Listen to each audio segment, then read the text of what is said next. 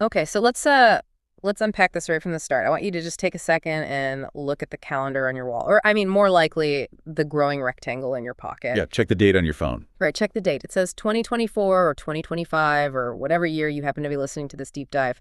And we just take that number totally for granted, don't we? It's like this invisible grid that we lay over our entire lives. Absolutely. Birthdays, anniversaries, tax returns, they all literally hang on this one specific count. The year of our Lord, the Anno Domini. We just assume that at some point in history, a very smart person with a very big book sat down, did the math, and just nailed the exact moment history pivoted from BC to AD. Because it is the bedrock of Western chronology. We organize all of civilization around it. Exactly. But here's the thing about bedrocks. Sometimes they crack. What if I told you that the foundational date of our entire timeline is, well, just wrong? And I don't mean off by a week wrong. I mean fundamentally, historically, and mathematically broken. And the implications of that break are just massive. Because Yeah. if you pull on that one thread, the date of the year one, the whole tapestry starts to unravel. That is exactly what we are doing today. We are pulling the thread, but we aren't just going to say, hey, the calendar is off. That's old news. We are going to ask if we got the time wrong, what else did we get wrong? Specifically about the actual event that started the clock. We've all seen the Christmas cards. You know, the peaceful manger, the shepherds, and that nice, polite little star hovering overhead. Maybe you've heard it was a comet or maybe a conjunction of planets. But the source material we are deep diving into today argues that those explanations are woefully insufficient. It suggests that what happened in the sky wasn't just a ball of burning gas. It suggests the star was a rupture. A rupture. A tear in the fabric of space-time, a literal hole in reality. Okay, hold on. We just went from the calendar is wrong to space-time rupture in about 30 seconds. That is a massive leap. It is a leap. And that is why today is going to be a bit different. Usually we take a stack of articles and just have a chat. But today we are adopting what I'm calling the dissertation approach. The dissertation approach, I like the sound of that. It sounds very serious. It is serious. Our mission today is to conduct a complete and complex academic dissertation based strictly on the text in its entirety. We aren't just chatting. We are analyzing a specific, very dense, very complex text that attempts to reconstruct the life of the Messiah, specifically Jesus of Nazareth, through the lens of rigorous chronology and what I can only really describe as cosmological physics. We are building a case. Okay, so if we are doing a complete academic dissertation, we need a structure. We can't just jump straight into the sci-fi stuff right away. Precisely. Our thesis rests on 3 pillars. And for you listening, I need you to stay with us through all 3 because they build on each other. If you skip the history, the physics won't make sense. Give me the roadmap. What's pillar 1? Pillar number 1 is historical rectification. We have to open up the Roman archives, look at the math of the abbots who made the calendar, and correct the timeline. We need to find the real date of the nativity. Okay, fix the clock. Got it. Pillar number 2 is astronomical review. Once we have the correct date, we look at the sky. We analyze what Kepler, Tycho Brahe, and modern astronomers say actually happened in the heavens during that specific historical window. So we look for the physical evidence of the star. Right. And then pillar number 3, and this is the esoteric synthesis, this is definitely the controversial part, we are going to explore a theory presented in the text attributed to a group called the Brotherhood. And this involves interdimensional portals, white holes, and spiritual mechanics. Interdimensional portals, you know, just your standard Sunday school Christmas story. Definitely not what you hear in Sunday school. But here is the deal for this deep dive. We are going to treat this source material, whether it's citing ancient historians like Josephus or getting into quantum physics, as our primary data set. We are the neutral observers here. We are just reporting what the text claims and checking to see how the author makes the math add up. All right, I am ready. Let's start with pillar 1, the chronology. The history books and, well, my phone say we were counting from year 1. Who actually decided that? Who started this timer? A Roman abbot named Dionysius Exiguus. Dionysius Exiguus. That is quite a name. It translates roughly to Denis the Small or Denis the Humble. He was a monk living in Rome in the 6th century, right around 525 to 556 AD. The Pope basically asked him to solve a problem. The church needed to know the future dates of Easter. So it was a scheduling conflict. Basically, yeah. But to calculate Easter, Dionysius needed a numbering system for the years. At the time, they were using what was called the Diocletian era. Diocletian was a Roman emperor who famously persecuted Christians. Also, they didn't want to use his name. Exactly. Dionysius didn't want to number the holy years based on a tyrant who killed his predecessors, so he decided to reset the clock. He declared he would number the years ab incarnatione Domini, from the incarnation of the Lord. Okay, noble goal. He wants to start fresh. How did he actually figure out when year one was, though? Well, that is the problem. He didn't have the internet. He didn't have a global database. He had a limited library of scrolls in Rome. He calculated that Jesus was born in the Roman year 754 AUC. Okay, we should probably define that. What is AUC? Ab urbi condita. It means from the founding of the city, meaning Rome. The Romans counted their years from the exact moment Romulus supposedly founded the city. So for Dionysius, 754 AUC became 1 AD. So he draws a line in the sand. 754 AUC is the start line. What did he get wrong? He miscalculated the reigns of the Roman emperors. He was working backward, adding up the years that each emperor ruled, Augustus, Tiberius, Caligula, and so on, to get back to the birth. But he made a few really critical errors. One was purely information access. He just didn't know about certain co-regencies where two emperors ruled at once. But the big error, the one that breaks the timeline entirely, involves King Herod the Great. Ah, the Herod variable. Right. If you read the Gospel of Matthew, the narrative is very clear. Jesus is born, the Magi arrive, they meet King Herod, Herod tries to kill the child, Joseph and Mary flee to Egypt, and they stay there until Herod dies. Which establishes a hard logic gate. Jesus absolutely must be born before Herod dies. You can't run away from a guy who is already in the grave. Exactly. So if we can pinpoint exactly when Herod died, we have a latest possible date for the birth of Jesus. Okay, so when did Herod die? Did Dionysius know? Dionysius thought Herod died much later than he actually did. But we have a source Dionysius didn't fully utilize, the Jewish historian Flavius Josephus. Josephus is incredibly detailed. He tells us that Herod was declared king by the Roman Senate in the year 714 AUC. Okay, 714. And Josephus writes that Herod reigned for 37 years. Simple math then. 714 plus 37 equals 751. Stop right there. That is modern math. We think of a timeline like a ruler, but the ancients used something called inclusive reckoning. Inclusive reckoning? That sounds like an HR policy. It does sound like one. But in ancient chronology, it means that if a king reigns for any part of a calendar year, that counts as a full year. If I become king on December 31st and today is January 1st under modern math, I've been king for 1 day. Under inclusive reckoning, I'm now in the 2nd year of my reign. Oh, wow. That dramatically shrinks the timeline. Significantly. Because of this, those 37 years actually end sooner than simple addition would suggest. Based on the regnal years, Herod's death lands closer to 750 AUC. Wait, Dionysius said Jesus was born in 754. Correct. But if Herod died in 750... Then Herod was dead 4 years before Dionysius claims Jesus was born. So the abbot was just wrong. The calendar is off by at least 4 years. At least 4. But we can get even more precise. This is where the text we are analyzing does something really cool. It zooms in on a specific astronomical event Josephus recorded. He writes that shortly before Herod died, in his final days of agony, he ordered the execution of 2 beloved rabbis, Judas and Matthias, for tearing down a golden eagle he had put over the temple gate. A final act of cruelty before he died. Yes. And Josephus writes a crucial line. He says on that very night, there was an eclipse of the moon. Boom. A celestial timestamp. Because we can rewind the solar system, right? Astronomers can tell us exactly where the moon was 2,000 years ago. Exactly. Modern astronomers have run the models. They looked for lunar eclipses visible in Judea around that time. There was no eclipse in 751. There was no eclipse in 749. But on the night of March 12th, leading into March 13th, in the Roman year 750 AUC, there was a partial lunar eclipse. March 12th, 750 AUC, that absolutely pins it down. It anchors the timeline. But we have one more constraint from the text. Josephus says Herod died after the eclipse, but before the Passover. Okay, so we have a tight window, eclipse in March. When was Passover that year? In 750, AUC Passover began on April 11th or 12th. So Herod has a 1-month window to die between roughly March 13th and April 11th. Which means Herod the Great died in the spring of 4 BC, by our modern count. Okay, let me follow the logic here to make sure I have this straight. Yeah. Herod dies in spring 4 BC. Jesus had to be born before that, and he had to be born early enough to be circumcised, presented at the temple, and then for the family to flee all the way to Egypt before Herod kicks the bucket. Exactly. The text argues that a few months is the minimum buffer required for all that travel and those events. This pushes the nativity back from the spring of 4 BC into late 5 BC, or in Roman terms, late 749 AUC. That is a solid 5-year gap. So we are technically in 2029 or 2030 right now, functionally speaking. Functionally, yes. But here is where a good academic dissertation doesn't just stop at one data point.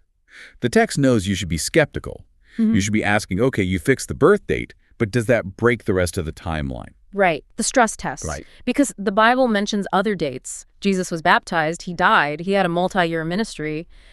If we move the start date back 5 whole years, do all those other dates suddenly start making sense? That is the exact question. So let's run the stress test according to the source material. Let's look at the baptism. Luke chapter 3, verse 23. It says Jesus was about 30 years of age when he began his ministry. About 30. That's a little vague, but let's use it. If he was born in late 5 BC, he would turn 30 in late 25 AD.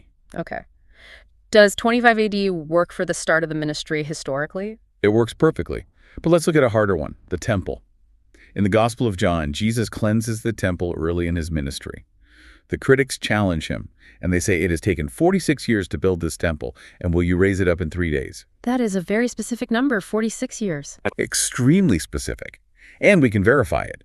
We know from historical Roman records that Herod the Great began the massive reconstruction of the temple in the 18th year of his reign. Which would be around 20 or 19 BC. Now do the math. Start at 20 BC and add 46 years. And remember, there's no year zero, so you have to skip from 1 BC directly to 1 AD. Okay, so 20 BC down to 1 BC is 20 years. We need 26 more. That lands us exactly at 26 AD. 26 AD. And remember, the 46 years mark happens at the first Passover of Jesus' ministry.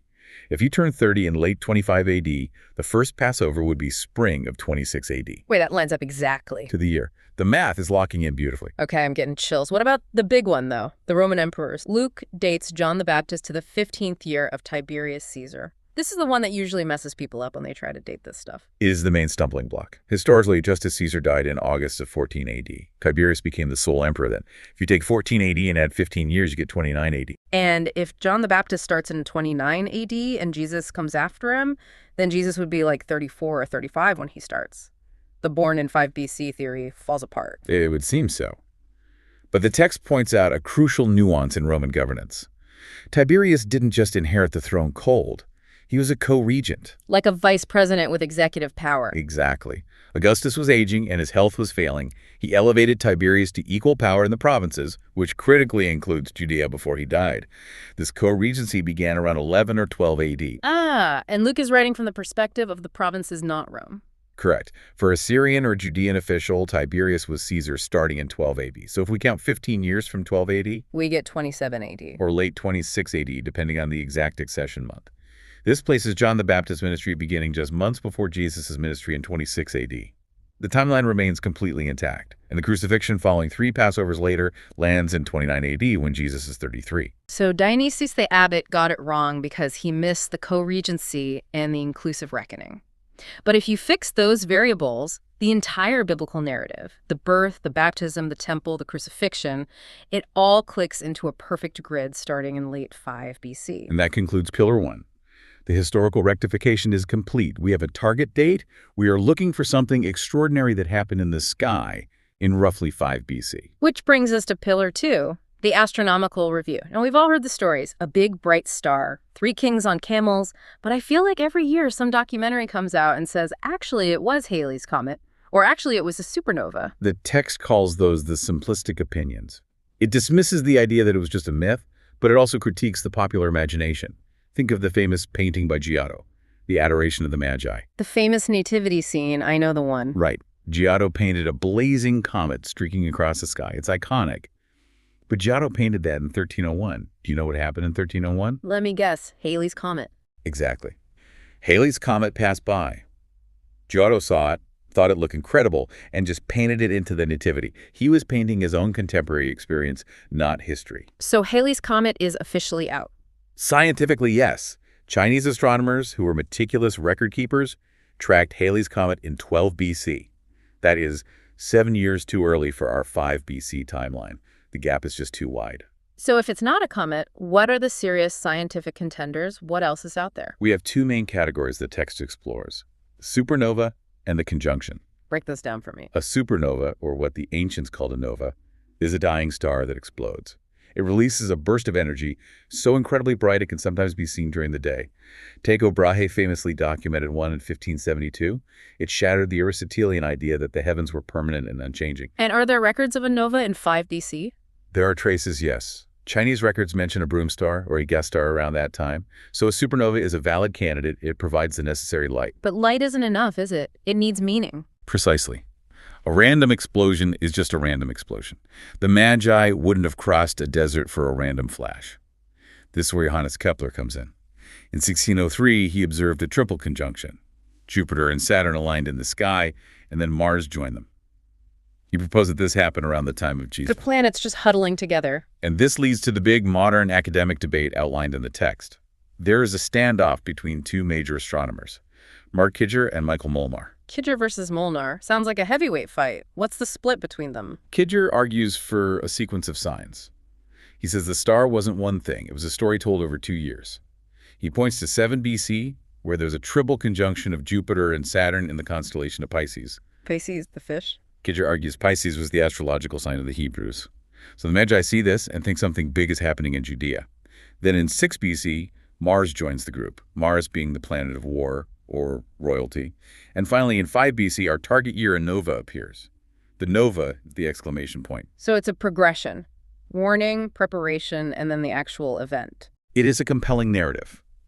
But then Michael Molnar enters the ring. The text describes his counterargument as bombastic. Molnar says you're all looking at the wrong sign entirely. The wrong sign? How could they have the wrong sign? He argues that according to ancient astrological coins and texts from Antioch, the sign of Judea wasn't Pisces, it was Aries, the ram. Oh, well, that changes the GPS coordinates completely. It does.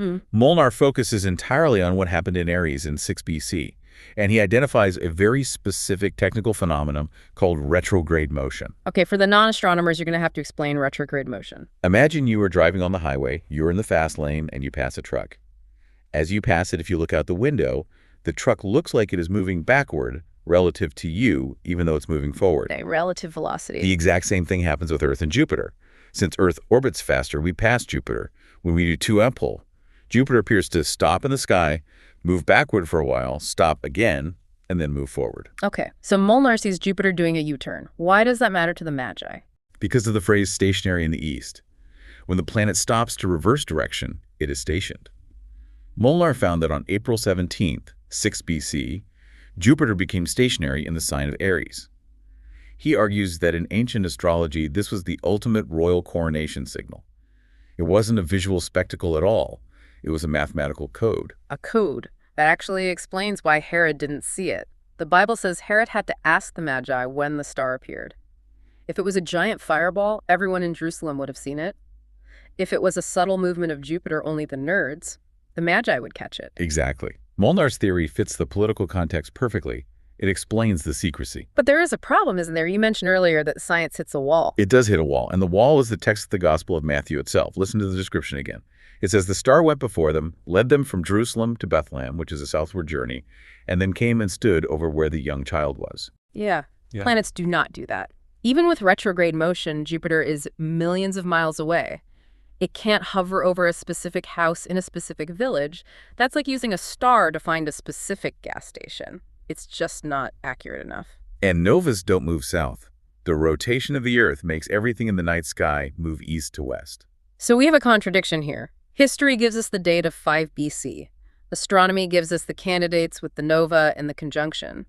But the behavior described in the text, the intelligent guidance, the hovering, defies the actual laws of orbital mechanics. Science explains the timing, but it fails to explain the nature of the event. And this is where we have to cross the threshold. We have to leave the observatory and enter the esoteric library. Pillar 3. The esoteric synthesis. Whoa, pump the brakes. We just went from counting Roman consuls and tracking planetary orbits to what exactly? You mentioned the Brotherhood and portals.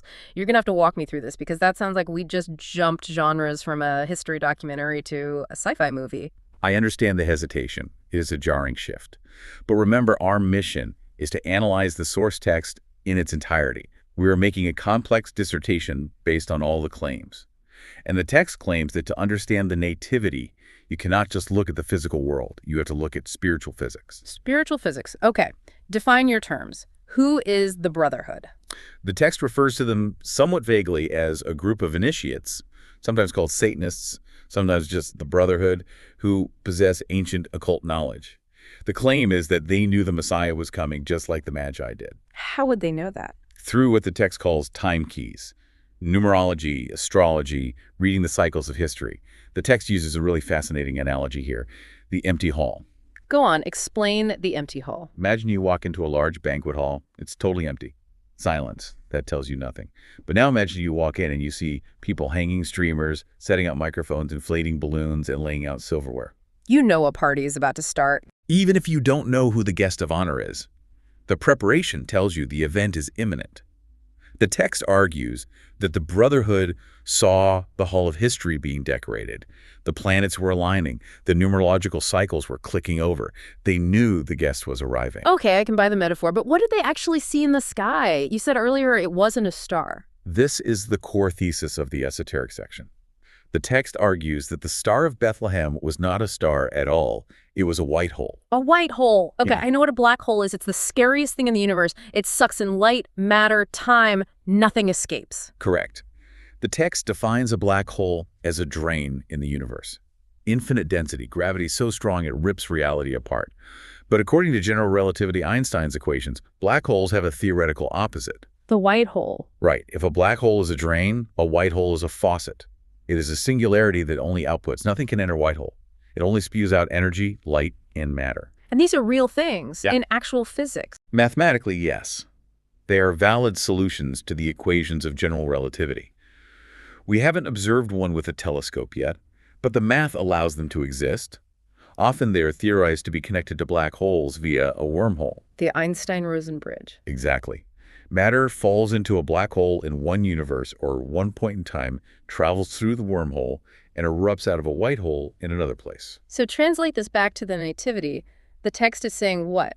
That the baby Jesus came through a wormhole. Not exactly. The argument is about the nature of the incarnation. The text posits that the entry of the divine, an entity of infinite spiritual mass and energy, into our limited physical timeline caused a rupture. Like dropping a bowling ball onto a trampoline. More like punching a hole entirely through the trampoline. The star that the Magi saw wasn't a fusion reactor burning hydrogen. It was the exit wound of a dimensional rift. It was pure energy leaking from a higher dimension into ours. Okay, that actually solves the guiding problem, doesn't it? How so? Well, if it's a star, it has to follow an orbit. It has to obey gravity. But if it's a rupture or a projection from another dimension, it doesn't have to obey Kepler's laws. It could move, it could stop, it could hover over a house. It's not an object in space, it's a phenomenon of space. Precisely. The text calls it a glimpse into another dimension. It explains why it was so bright, the glory of the Lord, and why it behaved intelligently to guide the Magi. This is wild, but does the text offer any, I don't know, proof? Or at least precedent? Or are we just theorizing based on physics math? The text actually offers anecdotal evidence from ritualistic practices. It argues that humans have been trying to open these portals on a smaller scale for millennia. It describes a lecture by a speaker who witnessed a ritual in Central America. What kind of ritual? It's quite disturbing. It describes priests sewing animal skins together, treating them with specific ointments, and setting them on fire to create a highly specific chemical and energetic signature. The claim is that this opened a temporary window or portal. And what did they do with the window once it was open? They would send children through it. Whoa, send them where? That is the question. The text says the children would disappear, dematerialize entirely, and then minutes later they would return, reappear back in the physical space. That is horrifying. It is. And the text notes that sometimes the child didn't come back. It's used as an example of the Brotherhood possessing crude, dangerous versions of the technology that the universe used perfectly at the Nativity. But then there is the cat. I was waiting for this. I saw the cat in the prep notes, and I've been waiting for you to explain the interdimensional cat. The author of the text, in the middle of this heavy academic dissertation, just drops a personal anecdote. They claim, quite casually, my cat also walked through a portal. Wait, seriously, like I went to the kitchen and Fluffy was in the 5th dimension? Essentially, yes. The author treats it as personal verification. They claim to have witnessed their own pet walk through a rift and vanish. Okay, I have to be the skeptic here. That sounds highly subjective. My cat teleported is a really hard sell in a serious dissertation. It is a hard sell. And as objective analysts reporting on this text, we have to flag that. It's an anecdote, not scientific data. But it serves a distinct purpose in the text's argument. It attempts to normalize the phenomena. It's saying this isn't just ancient myth. The fabric of reality is much thinner than you think. If a cat can slip through a crack, imagine what happens when the creator of the universe steps through. Fair point. It grounds the cosmic scale stuff in the domestic, even if it is completely bizarre. And this leads us to the final piece of the puzzle, the bookend. If the birth was a white hole, what was the death? Crucifixion? The Gospels record that from the 6th hour to the 9th hour noon to 3 p.m., there was darkness over all the land. Which is usually explained away as a solar eclipse. But physically, that is impossible. Why is it impossible? Because of the moon. Jesus was crucified at Passover. Passover is always timed to the full moon. During a full moon, the moon is on the opposite side of the earth from the sun. That's why it's full. The sun is hitting it head on. To have a solar eclipse, the moon must be directly between the earth and sun. So you literally cannot have a solar eclipse during a full moon. It's just geometry. Exactly. So if it wasn't an eclipse, what was it? The text argues it was the crucifixion inverse. The exact opposite of the star. If the star was a white hole infant light, output, entry of life, the darkness of the crucifixion was a spiritual singularity of a completely different kind. The text describes it as an accumulation of inferno forces. Like a spiritual black hole. In a way, not a vacuum of gravity, but a density of evil or sin. The text argues that the spiritual weight of the event was so massive, it darkened the spiritual atmosphere to the point where it manifested physically. It literally blocked the photons of the sun from reaching the earth. So the narrative creates this perfect symmetry. It starts with a tear in the sky, letting light in input, and ends with a convergence blocking light out blockage. Physics terms for spiritual events. Input and output, light and dark. The life of the Messiah becomes a cosmological disturbance, not just a historical footprint. Okay, my brain is officially full. We have covered an insane amount of ground today. Let's try to land this plane. Let's synthesize what we've built in this dissertation. Let's look at the thesis from start to finish. We started with a monk who couldn't count. Dionysius Exiguus. We corrected his math. We used inclusive reckoning and the astronomical data of the eclipse of 750 AUC to prove that the timeline is off by roughly 5 years. Jesus was born in late 5 BC. Pillar 1 is verified. Then we looked at the sky. We saw that 5 BC was a really busy year. Exploding stars, conjunctions, retrograde motion. But we acknowledge that rocks and gas, while they explain the timing perfectly, don't fully explain the story. A planet cannot act like a guide dog and lead people to a specific house. Pillar 2 is plausible but incomplete, which forced us to Pillar 3, the esoteric, the white hole. The idea that the star was a portal, a rupture in space-time caused by the arrival of a higher dimensional being. It is a unified theory. It says history gives us the when, astronomy gives us the where, and the esoteric gives us the how. They aren't contradicting stories. They're just different layers of the exact same event. It really does change how you read the text. When it says, the glory of the Lord shone around them, we usually think of a soft, holy glow. Maybe they were describing high-energy radiation from a singularity. That is the big aha moment of this source material. We tend to separate miracles and physics. We think miracles are magic, breaking the rules. But what if miracles are just higher physics? What if the spiritual world has mass, density, and velocity just like ours does? If the text is right, then the star wasn't a violation of nature. It was the ultimate expression of it, a literal bridge between two realities. Precisely. And that brings us to a final provocative thought to leave you with. Hit me. What's the final thought? If the star was a portal, did it ever actually close? What do you mean, did it close? A white hole is a rupture.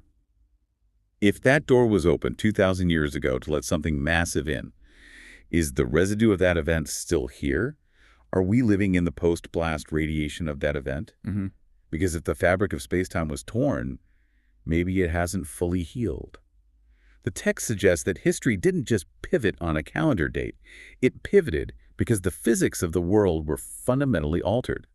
So are the paranormal phenomena, the spiritual awakenings, or even the subtle shifts in human consciousness we see today, just energy still leaking through that ancient crack. That is a very heavy thought. We aren't just counting years from a birthday. We are counting years from a cosmic breach. And maybe, just maybe, that's why we feel the need to mark the date so carefully. Even if we get the math wrong, we know something massive happened. Well, I am definitely going to go look at the stars tonight. And I'm going to be perfectly honest, if I see one move, I am running straight inside. If you see a cat disappear, definitely run. Deal. Thank you for listening to this deep dive. This was a heavy one, a complete dissertation on the chronology and cosmology of the Messiah. We hope it gave you something to chew on. Keep looking up. You never know what's a star and what's a tear in the fabric of reality. See you next time.